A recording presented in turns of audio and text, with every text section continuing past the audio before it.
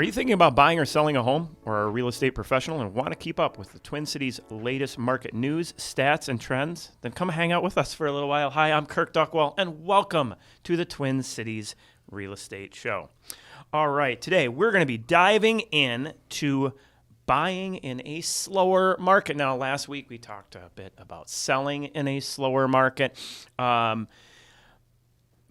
we get into that and some of the stats of what's going on right now, make sure you click on that like and subscribe button. Also, if you have any questions, show ideas, or to check out our past shows or publications, visit us online at twincitiesrealestateshow.com. We'd like to welcome in Ben Greilanger. Thanks for coming in. It's been a little while. Yeah, good to see you, Ben. Back. Thanks for having me back. A few months at least. Been a little bit. Yeah. Chad Priebe. Good to see you guys. Yes. Mr. Chad. Yeah. So, buying in a slower market. Now, right before we recorded the show, we kind of just did a little experiment with the market meter. Yeah. And for those that don't know the market meter, you should check it out at BRIXtwincities.com. Scroll down. It's got the market meter on there. I think, Lauren, do we have a link on our Twin Cities Real Estate Show page to the market meter? Yes, that's a yes. All right. I like Yeah, it. it's a nice reference Yes. to like not only now, but then looking back in time and seeing, several years of data of like, okay, this is how things move and have moved. And the thing about the market meter, and especially if you're a real estate professional paying attention to this is not how you as an agent experience the market. This is how a buyer or seller will experience the market, right? And so is it favorable to buyers? Is it favorable to sellers? And how fast is that market moving? Mm-hmm. Sometimes they'll get people saying like, well, we've sold 30% less homes. Well, that just means there's lower inventory, lower amount of buyers. That doesn't necessarily mean that houses aren't selling quickly when they do come to market. Right. Or the other side of it. Sales are up, but the market's flooded with inventory and maybe just not quite as many buyers, but things might be a little slower for a seller. So it's the velocity in that marketplace. That's a big one. And so what we were looking at was, because we do our Monday calls and talking about the market stats, and people will be like, well, that doesn't feel like the market out there right now. It's like, well, keep in mind, it's average, right? It's the average of all price points. So we decided to play around with it and ran the market meter at some different price points. And we were looking at the 300 to 500 range, and the market meter is in a pretty good spot. It's not super strong, but I would say strong for sellers in that range. Yep. But then you go 5 to 700,000, and it's actually mildly favoring buyers. Right. So it really just depends, and so that puts our overall average. What was it, like 5.94 or something? Something in that area, which is stable market range, right? Yep. So across the board, relatively stable for all price points. But that's why it's so important when we're talking about this stuff. If you're looking at selling a home, that you're paying attention to what your exact market is doing and pricing appropriately, not just necessarily what you're hearing. Make sure that your agent is running those numbers to see what those activity levels really are and what's appropriate. And like there's a natural seasonality to velocity, but that's where you want to compare, is this normal for that season, or is this abnormally slower or faster? So you can kind of gauge it based on and you get nuanced bounces scale. like a condo market will pick up a little bit right before winter, like late season, because people want to get out of the house before the snow flies, right? Sure. And they're getting out of single family home, getting into, so like each different market has changes even with that seasonality piece. So Kirk, that's real-time data, right? Because the association, isn't that a week behind? Yeah, so when we're looking at Minneapolis Association data, it's usually the week ending the week before, whatever that is. So like right now, I think it was like the week ending the 11th or something like that, whatever. Right? Okay. So it's a little delayed. And then when you get to the what we use called InfoSparks, that's delayed by almost 30 days with some of their data points. So again, very important to look at what real-time things are happening. I know when we do our mastermind call, looking at that 1 to 7 pending, which is what's happening right now for days on market, is a big thing because, Very valuable. again, if you wait for the data to come out saying, oh, what was April's days on market? Well, that's actually for homes that went under contract in February or March. Yeah. Right. Old and then data. they close. Old data. Yeah. That's not helping you today. Right. Well, let's talk a little bit about what we're seeing out there. New listings. Actually, I have my sheet right here. Of course, I don't know if I have the cover sheet on it. This had the week ending on it. But yeah, the new listings dropping off a little bit week over week. We saw the same trend last year at the same time, going from 1620 down to 1553. But that is tracking ahead of last year, still by 7.1%. And this you see some things that kind of line up here. We also see pending sales dropping off week over week. That's more the dramatic difference now. Yeah, and this is at 1,087 down to 1,027. That's down 9% over last year. But inventory of homes is continuing to rise, up 15.3%. The 3-month average, 15.7% over last year. They just revised month supply again, up to 2.1 month supply. So this is the most inventory buyers have had to choose from in a while. Several years. Yeah. Well, at this time of year, right? That's the key. Compare this time of year to last year. Apple to apple. Yeah. Right? So for buyers out there, you're seeing more opportunity. And we're really going to kind of get into those tactics of how to take advantage of that as we get into the next segment. The downside of that is that affordability index is quite challenging for buyers right now. It Yeah. is. I It mean, really they is. bring it down to 112, Yeah. 112 from 122, I think it was at. Yeah, so it's tough to be a buyer right now, but there's also a lot of good inventory. So it's like if you can make it work with your budget, the inventory's there. Well, and I think, I've had a lot of conversations, gotten a conversation with a lady, and she's like, most of the time you look at what's your opportunity out there, and you look at doing the refinance later on. I said, yeah, there's definitely segments of people that do look at that. But, I gave her an example, with my house. If I was to try to buy my house today, my payment would be like $1,200 more. It's a big difference. Yeah. Yeah, I that's mean, that's a huge. 30% difference almost. It makes it unaffordable. Yep. You can't even get it. Now, there is the point of buying in your budget. What can you actually afford today? Right. That's another piece of it. So waiting and waiting and waiting for rates to go down. Are you missing out on opportunity? I mean, we saw in December some amazing opportunity out there with inventory and what people could negotiate on. Again, when we come back, we're going to dive into buying tactics for a slower market and talk about maybe some of the tactics because of some of the markets still moving at a faster pace. Just kind of get yourself ready to make a mindset change. Again, the market meter sitting at that 5.94 range. Just ran it today, which is just right on the edge of that stable market for all price points. But the importance there of checking your price point as you're looking to sell. Again, check us out online at TwinCitiesRealEstateShow.com, where you can find all of our free publications, Home Buyer and Seller Guide. We'll be right back. Kirk Duckwall here again with the Twin Cities Real Estate Show. Our local sponsors are BRIX Real Estate, Network Title, Eric Bloomstrand and Chad Priebe with Bell Bank Mortgage, and James Tufson with the Preserve Group.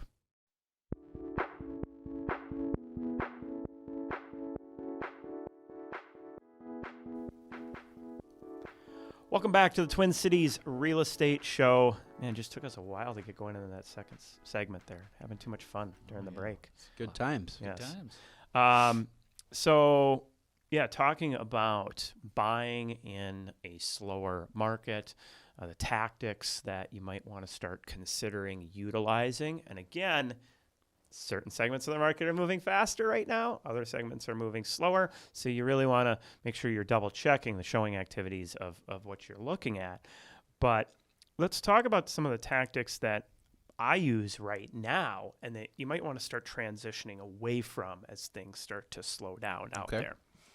And what I mean by slowing down is less buyers in the market, more listings in the market, right? That's what's happening. That equals opportunity in my mind. Right. Like big time. For buyers. Yeah. So if you're still in it. the big data point we track is showings per week per listing, right? That's the big number, which is also a big piece of that market meter calculation. And we're dropping into the 4s now. And I can tell you this, once that number goes below 4, tweet for activity out there. It's quiet. 3 showings per week per listing. Well, even 3.98 or 3.88, right? Whatever that is a noticeable difference in the number of offers that you're seeing, the competitiveness. Yeah, and that's a week. Yeah. Right. Not just a day. Not a day. Not a day. A week, right? And so that is quieter out there. And again, that's an average. There's certain price points you'll see that number. Maybe normal is 2. And that's the normal market for that price point or location. But, as, what we're talking about here in the high 4s, that's looking at the 250 to 500 price point. Yeah. So when we anticipating that to happen after the holiday weekend here or shortly after? Oh, I wouldn't expect it to fully drop into that below 4 for probably at least a month. Okay. Or so. I was thinking like 4th of July is kind of a Yep. a big Well, the last few years, I've been saying, 4th of July, we're going to enter stable market range. We entered stable market range this week. Yeah. Right. So that shows you how much slower the market is on average. Now, I get it. People are going to have circumstantial experiences where, I sold in one day, 12 offers, whatever, right? Yeah. There's going to be variations. Yeah, that's why it's an out there. average. It's Right. not every single property. Right. Exactly. So, kind of for sellers, getting yourself prepared there. But for buyers, I would tell people, wait. If you really want to find opportunity, do not look at the brand new listing that has only been did coming soon on Monday, went live on Thursday or Friday. It's got the professional photography, professional staging, everything's perfect about the way it looks online. The one where you're like, "Oh, I love this house. We got to go see it." If you're feeling that way, that is the house that's going to go into multiple offers. Yep. It's going to be crazy. But look for those houses that are still there Monday evening, right? That's what I've been telling people, because if it didn't make it through the first weekend in the high velocity marketplace. Now, right now we're in that high 4s on showings per week per listing. Well, that was in the high 6s just a month ago. Okay. Right. And that's a significantly faster paced market. Right. And so things are slowing down out there.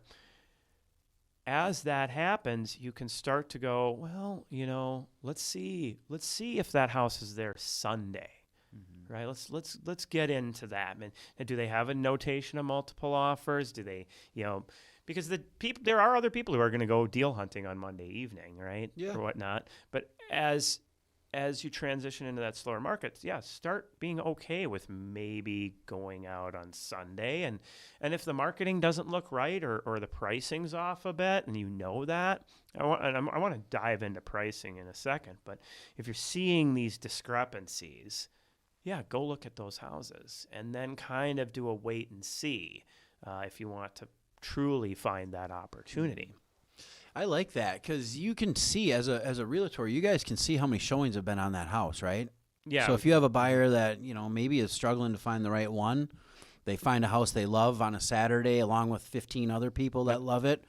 Don't be the bait offer, right? Maybe talk to your realtor. Hey, how many showings have there been? How many offers are in there? Yep. Is there a deadline? Stuff like that. Like you said, Yeah. So you're trying to gauge what's going on, Right. because.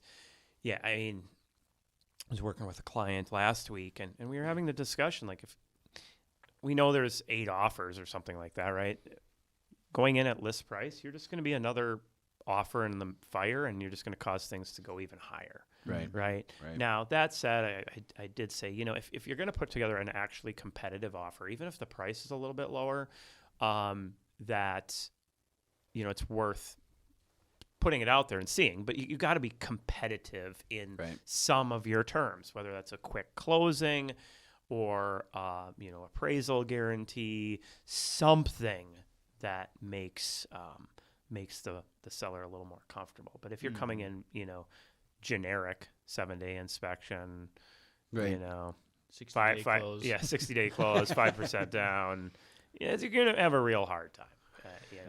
Because that winning offer could be someone could get cold feet, right? So if that second offer is a solid backup offer, then and sometimes you have what a I've chance. done is if you are going to be that offer that is just very generic, and don't get me wrong, I don't have a problem with a generic basic offer. Yeah. You just have to understand what you're going in with and what are the chances and what can happen. I've submitted an offer post close, like we want all offers by Sunday at 5. Monday at noon, I call them up. I say, I am submitting a backup offer for you. And I explain everything. Here's our price. There you go. Why? Because I didn't want our offer to drive up the price of the other offers. Nice. Right? Smart. Because we knew we'd lose in that scenario, right? So we just put it in there to be a solid backup.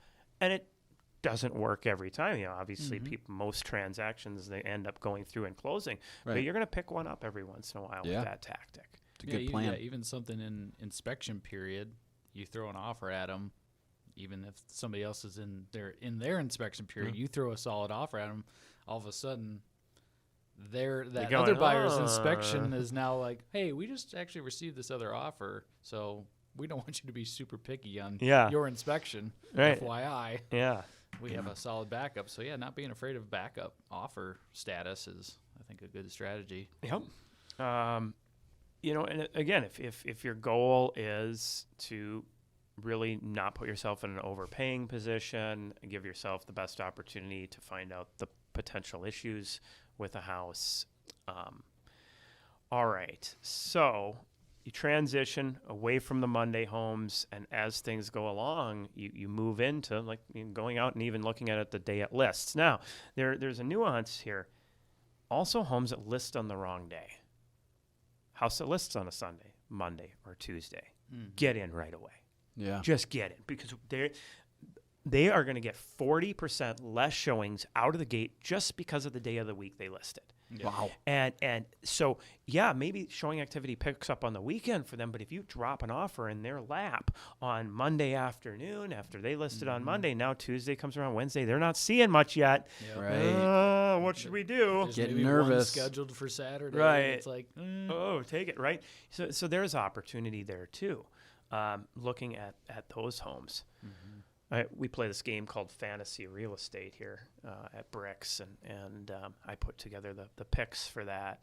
And one year I picked one that listed on Christmas Day. I just wanted to see how badly that would get beat up. Wow. Oh yeah, I mean it was bold. on the market for 2 months. It did eventually sell, but it was like 25 less than where they listed. It was funny had they waited a week. Yeah. Wow. Because that week after is usually pretty good. Picks up again. Yep. So, am I hearing thunder I was out like, there? I think that was a truck. Yeah. Oh, was that a truck? Okay. supposed to be a nice okay. day. I'm like, I thought it was going to be nice today. All the storms recently. So although inventory is obviously getting better for buyers, obviously affordability is still a huge challenge and keeping a lot of buyers from buying. I think the state is really rolling out some down payment assistance. Cities have down payment assistance. But I think it's hard to get that information of what is out there. I don't know. Are you seeing anything from the lending side? Yeah. Yeah, it's a good Partnership question. programs? Yeah, thanks for asking that. There's a ton of opportunity out there. Yeah. Us consumers don't have a lot of access to it, or it's overwhelming because there is so much of it. It's hard to find which who would to be best talk for to. you. Yeah. That's a really good point. So what I'm gonna say to that is, if you're in that, if you need down payment assistance, or if you're curious about a grant, don't hesitate to reach out to a professional. Reach out to your loan officer right away. Get that plan started, because get your loan officer to work. Find those programs, because there's a lot of them out there. There's county programs, there's city programs, there's state-specific programs. Minnesota Housing just rolled out the first generation home buyer program. Okay. So if mom or dad have never owned a home, you can get up to $35,000. It's a grant after 20 years. So they forgive 50% of it after 10, and then after 20, it's fully forgivable. So it's a great program, but it has to be explained that way, right? Yeah. It's a 20-year marriage, let's call it, Mm-hmm. right? So that's why you want to get the process started earlier. You want to learn about these ins and outs of these programs. There's not a ton of free money out there, so when you hear the word free money, you got to be a little hesitant on that. But to my point, don't hesitate. Get the process started early enough to learn about these programs. Yeah, there's weighing out the pros and cons, and that's Yeah. what any loan program. I think that's the key. Find the one that works for you, the program that works for you based on your situation. Totally. And a lot of people come to me with the mindset that they need down payment assistance. And that's not a bad thing. They just don't know. They don't Right. know their options, right? So once I'm done talking to them and educating them about their 401k or a gift that they can receive, there's different things that we can leverage to use for your down payment and closing costs, because there's pros and cons to everything, like you were saying, Kirk, right? Interest rates might be a little bit higher on those down payment assistance loans. The terms might be not as as good, Yeah, let's just- say. You got to get to know them. You got to get to know them. So after being educated, you then realize, well, you know what? I have a grandparent, or I have someone that can gift me the money, or you know what? I've been with my employer for 10 years. I got a pretty good amount in my 401k that I can leverage and do a 401k loan on, borrow against my own money and pay myself back with interest, right? Yeah. Tax-free. It's pre-tax money. That's a win-win. So when we start talking about that, they then say, well, then why would I do out that down payment assistance? Although it's a good program, I don't need it, though. Yeah. Right. I'm saving money in interest and terms, right? So it's education. Yeah, I was just Really reading an is. article of from a home buyer's perspective, like 8 things that they wish they had known getting into it, and one of them was, leveraging the down payment and not being afraid to ask family for help, because I mean, obviously, usually family wants to help family. But Absolutely. sometimes you're maybe embarrassed to ask or just express that you're having a hard time coming up with that down payment, Yeah. so don't be afraid I, to reach out. I love lending to family. 9-12% interest. They are, and they're in your house. You have nowhere they He's can a go. predatory lender, family lender. Yeah, what's the prime rate again? 22. Also, No. pawn services. And you had mentioned something. If you're waiting for the rates to come down, you might be waiting a while. Yeah. We did an exercise, if you go back into the 80s, 1980s, Yeah. people waited for interest rates into the 90s to come down. Yeah. Like it literally. So you don't want to bank on waiting and that's not a sales tactic, because we don't know. We don't have the crystal ball. One thing that we cannot change is the price you pay for the house, Right. right? Yeah, that's locked in. The big point here today is that we're seeing opportunity out there with price points. There's not multiple offers. In some certain areas there is, but there's more opportunities for buyers, especially first-time home buyers today, than there have been over the last 4 years. So Yeah, it's like use that inventory as part of your Yeah. leverage. Well, Yes. and this brings up a point where, and I've seen this. I've seen it too many times, and it's a little tough every time I see it. You can never tell somebody in the midst, you just sound like a cheesy salesperson, but you sit there and you watch, and they go, well, we're going to sell our house. Cool. And we're going to kind of just keep an eye on the market, right? And we're going to rent for a little bit. Great. That can actually work really well. If you sell in the spring market, maybe buy in the fall or winter market. Where the trap lies is then you get into haven't seen anything, or keep going. Well, I mean, I recently had one, almost 5 years has elapsed now. And Wow. now what would have been a $500,000 is an $800,000, $900,000, right? And so when you consider that weight, now don't get me wrong, the idea of selling, renting for a bit, buying so you can time the market can work out very well, but it can also backfire if you wait too long. Yeah. And somebody, well, how would you know that appreciation would go up so much? Well, appreciation tends to, average 4.5, 4.6%.